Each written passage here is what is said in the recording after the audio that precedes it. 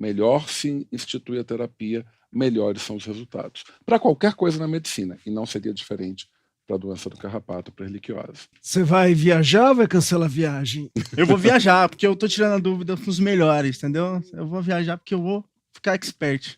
E aí, se por acaso você voltar com algum carrapato, você vai tirar do jeito certo e vai guardar ele. Vou guardar, vou levar no veterinário do Sebai da Valentina.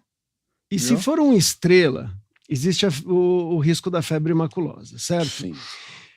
Nesse caso, se o Sebastian não manifestou, e nem vocês, nenhum sintoma, eles não foram contaminados ou é uma doença que pode aparecer depois? Para o ser humano, a febre maculosa ela tem um período de incubação que vai entre 2 e 14 dias. Então, em média de 1 a 2 semanas após a picada, você tem os sinais clínicos, que são super variados, tá? Você pode ter apatia, prostração, febre, manchas pelo corpo, alterações neurológicas. Esses sinais também são muito parecidos que acontecem no cão.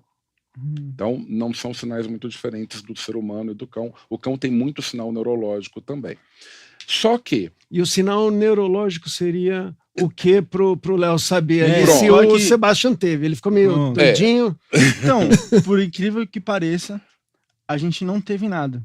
Acho que essa foi a nossa sorte. Não senti nada no momento. O fato, que foi a pergunta que o Alexandre fez, o fato de ser picado não significa que você vai ser infectado. E o fato de ser infectado não significa que você vai ficar doente.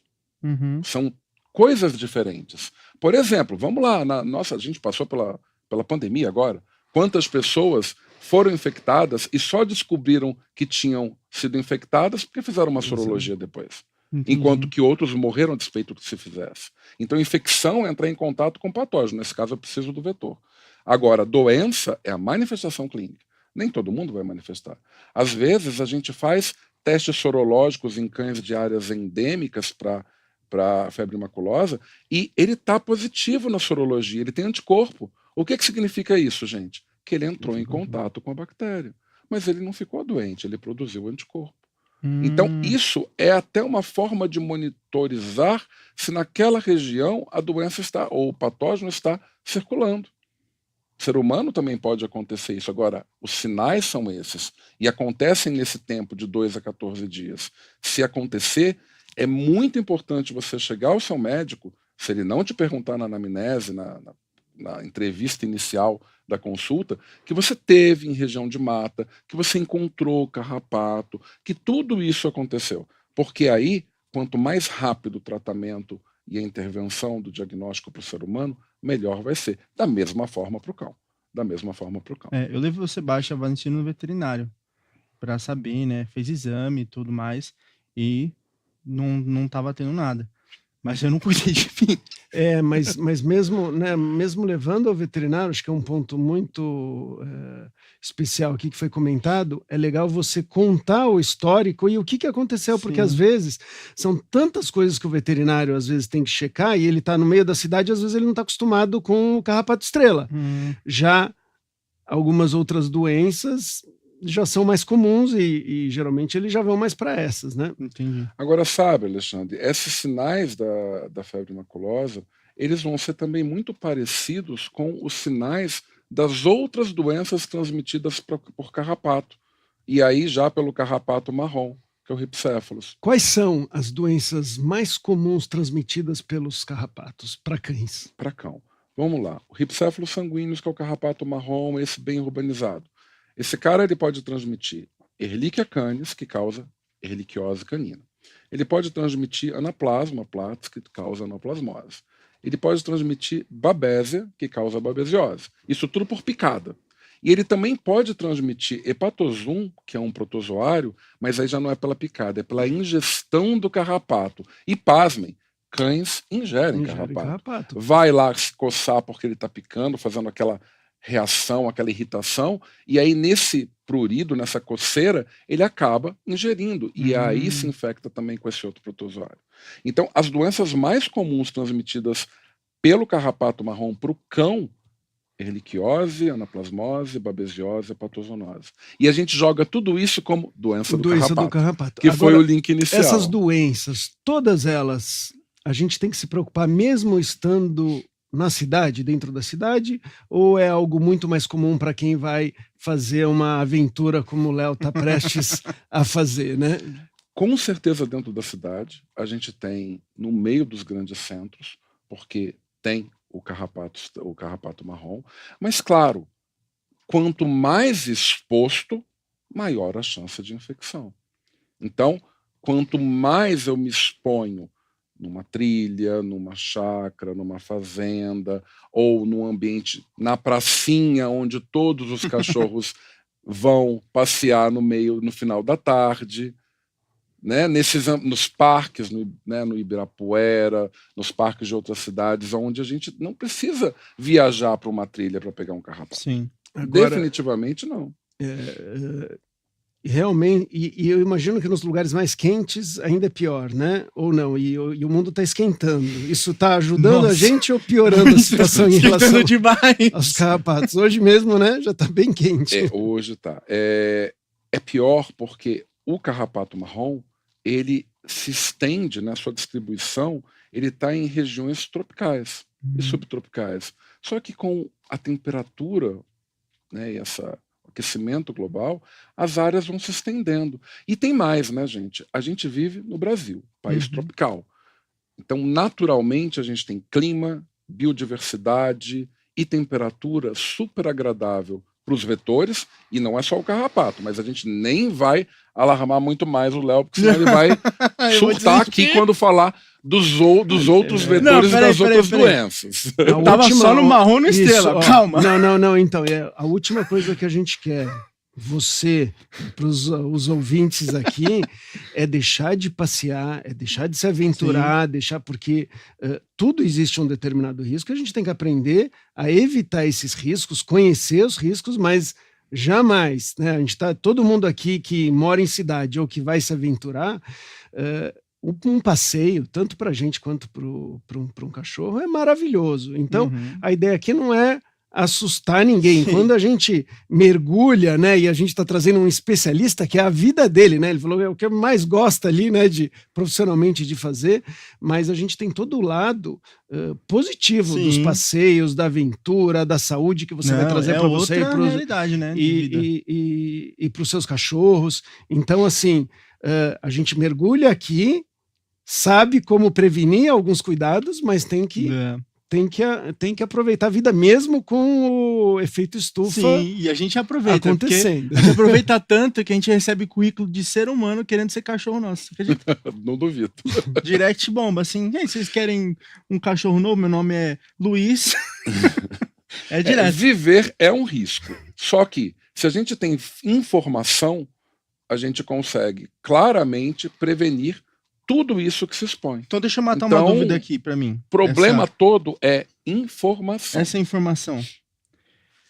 Quando eu chego em casa, eu tô na cidade, né? E eu vejo um carrapato, ou no meu cachorro em casa. A tendência é que ele seja um carrapato marrom.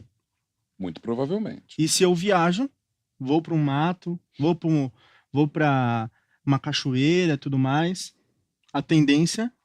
Aí você pode ter os dois. Pode ter os dois. Pode. Olha só, eu pensei que olha o que eu tava pensando, que o marrom é só na cidade e o estrela é só no mato. Por isso, eu acho que vale a dica aí do Dr. Paulo, que é o seguinte: retira, mas não joga fora.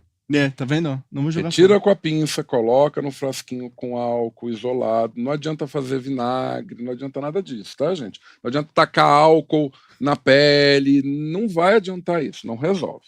Então, não joga no lixo também, né? O descarte tem que ser apropriado. Então, assim, é coletar adequadamente, identificar se possível e, claro, acompanhar, porque o fato de ter sido picado não significa que você vai ser infectado. Você não sabe nem se aquele carrapato é portador de um desses patógenos.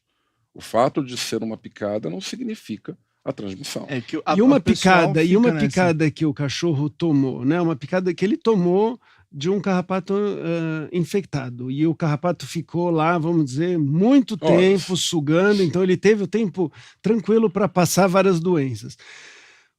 O cachorro não demonstrou sintomas logo depois, tem a chance dele apresentar erliquiose, babesiose, anaplasmose depois de um determinado tempo? Super tem.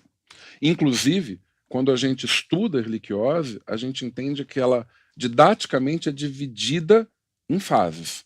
Fase aguda, fase subclínica e fase crônica.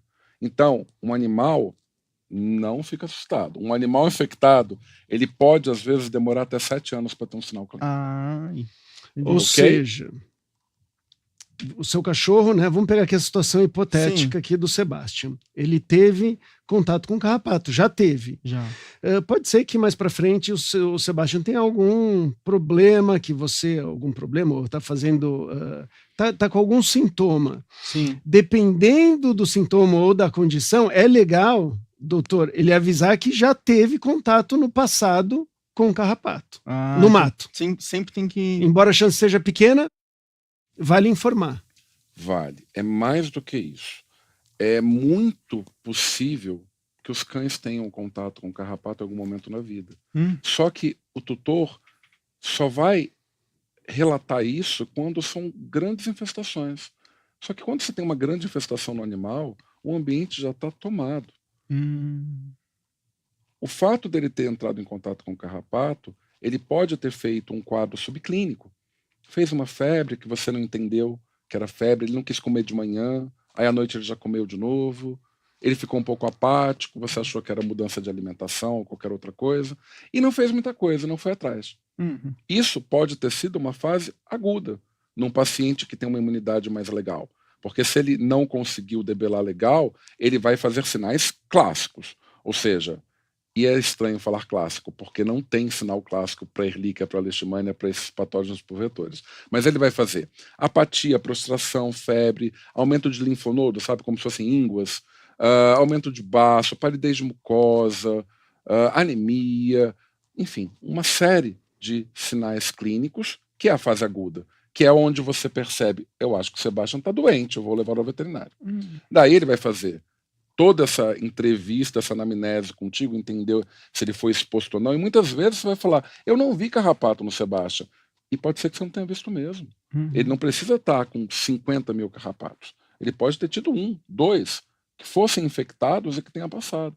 E aí, ele tem os sinais, o médico veterinário vai fazer os exames, os check-ups e o acompanhamento disso, identificar e diagnosticar que doença é essa do carrapato, que a gente chama tudo de doença do carrapato, mas tem várias, e uma regra hoje para o Brasil, muitos trabalhos científicos publicados, que co-infecção é muito comum, muitas vezes não vem só Ehrlichia, vem Ehrlichia com babésia, vem Ehrlichia com leishmania, que é por flebotomínio, vem dirofilária, vem outras doenças. Co-infecções são muito comuns justamente porque a gente tem muita exposição e pouca prevenção, e pouca proteção. Então, doutor, na sua opinião, né, em relação à prevenção, ela deve ser feita contra carrapato e pulga e sempre? Sempre, continuamente. O objetivo é prevenir o contato ou evitar o contato vetor-cão e não matar o carrapato somente quando o animal já está lotado, infestado. Mas